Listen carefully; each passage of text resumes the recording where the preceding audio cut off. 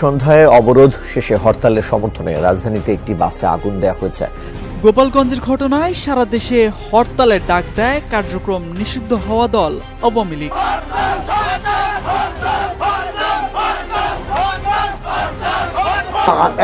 এখন আওয়ামী লীগের তরফ থেকে একটা হরতাল ডাকা হয়েছে। হরতালের সমর্থনে রণক্ষেত্রে পরিণত হয় বগুড়ার গোলপট্টি এলাকা।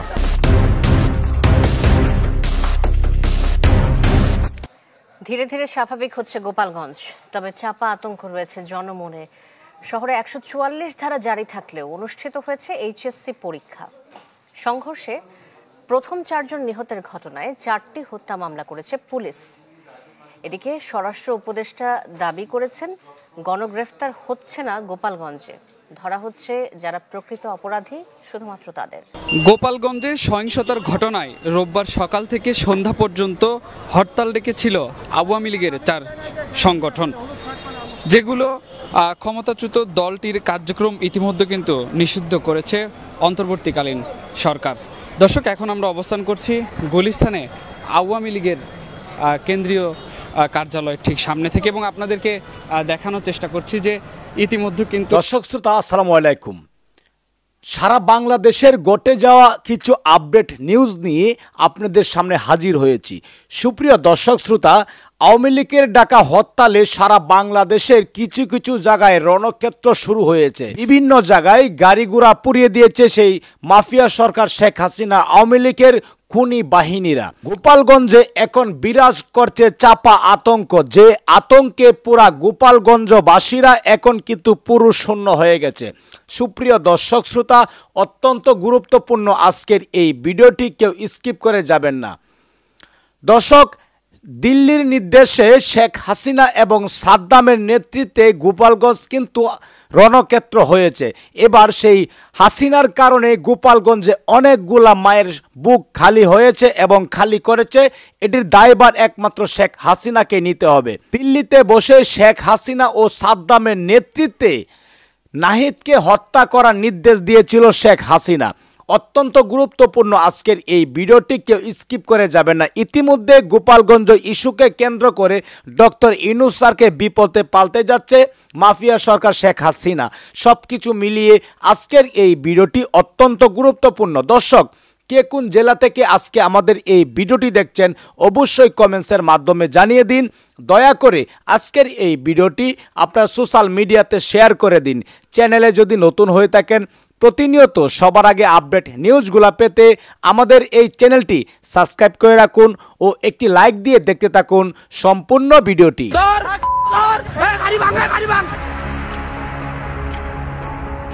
একটি সমাবেশ, দফায় দফায় সংঘর্ষ, অগ্নিসংযোগ আর গুলিতে রণক্ষেত্রে রূপ নেয় গোপালগঞ্জ শহরের পৌর পার্ক ও লঞ্চঘাট এলাকা।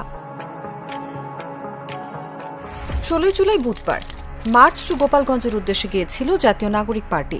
উদ্দেশ্য ছিল একটি শান্তিপূর্ণ পদযাত্রা ও জনসভা, কিন্তু তারা জানত না সেই শান্তির পথে পাতা রয়েছে মৃত্যু ভাব। এনসিপির কর্মসূচিকে ঘিরে মঙ্গলবার রাত থেকেই জেলাটিতে উত্তেজনা বিরাজ করছিল। শহরের মোড়গুলোতে আগে থেকেই পাহারায় ছিল নিষিদ্ধ ছাত্রলীগের কয়েকজন। দা, লাঠি, বটি হাতে দাঁড়িয়েছিল অনেকেই। রাস্তার ওপর ফেলে রাখা হয় শত শত গাছের গুঁড়ি। গুজব ছড়ানো শুরু হয় একদিন আগেই, এনসিপি নাকি শেখ মুজিবের কবর ভাঙতে যাচ্ছে। ফেসবুক, ইউটিউবের মতো সামাজিক মাধ্যমে রাতারাতি ভাইরাল হয়ে যায় কিছু মন গড়া অডিও ও ভিডিও। 15 জুলাই বিকেল থেকে স্থানীয় মসজিদে মাইকে ঘোষণা করা হয় টুঙ্গিপাড়ায় হামলা হবে, মুজিবের কবর অরক্ষিত। এই গুজব ছিল একটা মাস্টার প্ল্যানের অংশ। স্থানীয়রা বলছেন, ভারতে অবস্থানরত পলাতক স্বৈরাচার শেখ হাসিনা নিজেই ফোনে কথা বলেন ছাত্রলীগ, যুবলীগ, মহিলা আওয়ামী লীগ সহ বিভিন্ন সহযোগী সংগঠনের নেতাদের সঙ্গে। এদিকে গণমাধ্যমের হাতে আসা এক অডিও বার্তায় হাসিনাকে বলতে শোনা যায়, ওদের কেউ যেন গোপালগঞ্জের মাটি থেকে অক্ষত না ফেরে। পরদিন সকাল থেকে মাঠে নামে নিষিদ্ধ লীগের নেতাকর্মীরা। পুলিশ জানায়, নিষিদ্ধ ছাত্রলীগের গোপালগঞ্জ জেলার সাধারণ সম্পাদক আতাউর রহমান পিয়ালের নেতৃত্বে পুলিশের গাড়িতে হামলা চালানো হয় চর দুর্গাপুর এলাকায়। আরেকদিকে জেলা প্রশাসকের কার্যালয় ও জেলা কারাগারে হামলা চালায় সভাপতি নিউটন মোল্লার দল। তাদের টার্গেট জেলা আওয়ামী লীগের আটক সাধারণ সম্পাদক জিএম শাহাবুদ্দিন আজমকে ছিনিয়ে নেওয়া। তবে সেনাবাহিনীর কঠোর অবস্থানের কারণে সেই চেষ্টা ব্যর্থ হয়। শহরের কেন্দ্রস্থল পৌর পার্কে মঞ্চ বানানো হয় এনসিপির।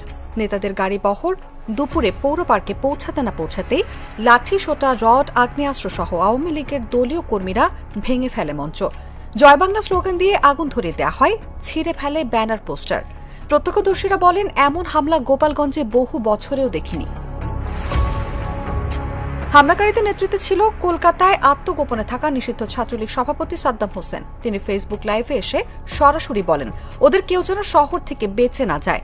সামাজিক মাধ্যমে ছড়ানো এসব নির্দেশনা আরও উস্কে দেয় উত্তেজনা। এদিকে এনসিপি নেতারা জানায়, তাদের টুঙ্গিপাড়ায় কোনো কর্মসূচি ছিল না। পুরো অপপ্রচারটি ছিল গোপন পরিকল্পনার অংশ। শরীয়তপুরের জাজিরে ছিল তাদের পরবর্তী কর্মসূচি। সেখানেও আগে ভাগেই হামলার প্রস্তুতি নেওয়া হয়। ঘোষের চর, মানিকদহ, ডুমুরিয়া, পাইককান্দি, কোনাপাড়া এসব গ্রামের সাধারণ মানুষকে বিশ্বাস করানো হয় এনসিপি দেশদ্রোহী। একদল ক্ষুব্ধ মানুষ এই বিশ্বাস নিয়েই নামেন পথে। ভুল তথ্য, গুজব আর রাজনৈতিক হিসেব নিকেশে তৈরি করা হয় যুদ্ধমঞ্চ। সন্ধ্যায় আটক হন গোপালগঞ্জ জেলা মহিলা আওয়ামী লীগ নেত্রী ইয়াসমিন আলম, যিনি কলকাতা থেকে স্বামী শফিকুল আলম কাজলের নির্দেশে নারীদের সংঘবদ্ধ করেছিলেন। ঘটনার পর দিন নিজের ভেরিফাইড ফেসবুক পেজে সাবেক স্বরাষ্ট্র প্রতিমন্ত্রী সোহেল তাজ লেখেন, নাহিদ, সার্জিস, হাসনাত ও জারাকে হত্যা করতেই এই হামলা। আশ্চর্য হব না যদি ডেভিল রানী নিজেই এই নির্দেশ দেন। মূলত গুজবকে হাতিয়ার বানিয়ে এনসিপির শান্তিপূর্ণ কর্মসূচিকে পরিণত করা হয় দেশের রাজনীতির ইতিহাসের আরও একটি রক্তাক্ত স্মৃতি। অনুভা বিশ্বাস, জাগরণ। নতুন দল বাংলাদেশ নাগরিক পার্টি সারা বাংলাদেশে তারা যে পদযাত্রা করে বেড়াচ্ছে, তারা যে পথসভা করে বেড়াচ্ছে, তার অংশ হিসেবে তারা এই 16 তারিখ নির্ধারণ করেছিল গোপালগঞ্জে। কিন্তু গোপালগঞ্জ তো এমন একটা জায়গা, সেখানে আর কারোর কোনো অধিকার নাই। ওটা হিন্দুস্তান, ওটা বাংলাদেশের মানচিত্রের বাইরের একটি দেশ। ওইটা শেখ হাসিনা এবং শেখ মুজিবের জন্য এজারা দেওয়া হয়েছে। ওখানে আর কারো কোনো যাওয়ার অধিকার নাই, কারো কোনো রাজনীতি করার কোনো অধিকার নাই। ওখানে ওটা এমনই একটা পবিত্র ভূমি, ওখানে আওয়ামী নামক দুর্বৃত্তদের আখড়া। ওটা ওখানে আর কারো যাওয়ার কোনো অধিকার নাই, এরকম একটা ভাবসাব। এর আগে আমরা দেখেছি যে বিএনপি সেখানে গিয়েছিল একটা গাড়ি বহর নিয়ে, বিএনপির কেন্দ্রীয় এক নেতার আপন ছোট ভাইকে কুপিয়ে হত্যা করেছে এবং তারা হামলা চালিয়েছিল।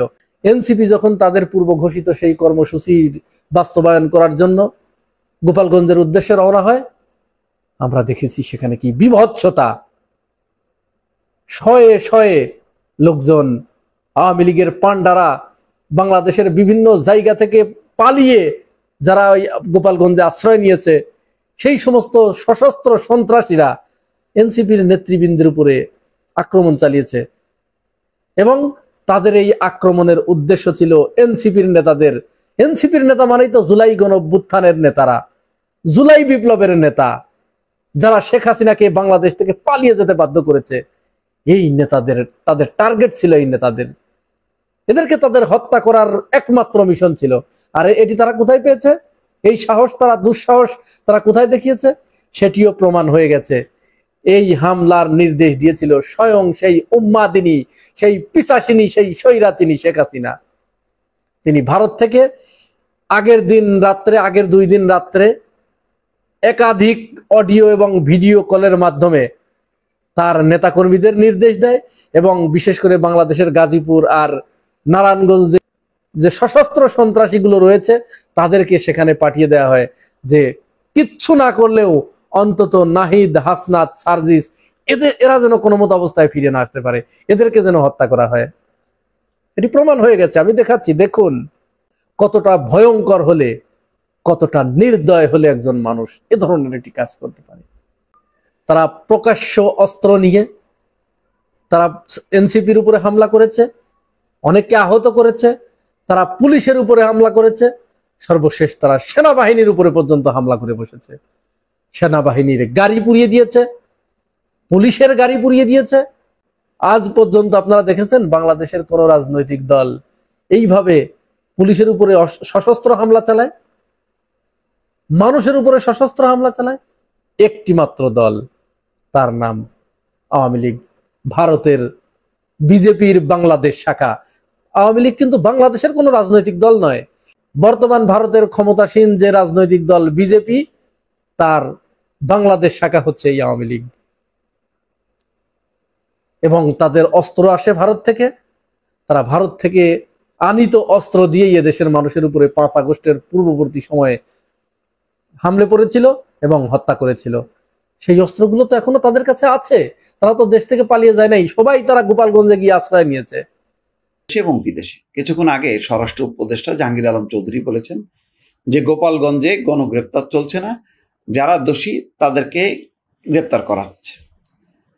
এটা নিয়ে আন্তর্জাতিক পর্যায়ে আওয়ামী লীগের লোকজন, ওই যে নিজুম মজুমদারের একটা ক্লিপ দেখলাম যে আন্তর্জাতিক ট্রাইব্যুনালে নাকি এটার মানে তারা মামলা রুজু করেছে, অর্থাৎ আবেদন করেছে। আবেদন করলে এই মামলা নেবে এটা মনে করার কোনো কারণ নেই। তারা অনেকজনকে অভিযুক্ত করেছে। মোট কথা একটা চাপ তৈরি করা এবং সেনাবাহিনীকে বিতর্কিত করা যে সেনাবাহিনী কেন গুলি করলো এটা বলা হচ্ছে। সেনাবাহিনী বলেছে পরিষ্কারভাবে পরিস্থিতিটা আত্মরক্ষার্থে তাদেরকে বল প্রয়োগ করতে হয়েছে। আর এখন গ্রেপ্তার ছাড়া মানে আর কি করার আছে? আইন শৃঙ্খলা তো অবনতি হয়েছে, যারা আক্রমণ করেছে তাদেরকে কি গ্রেপ্তার করবে না?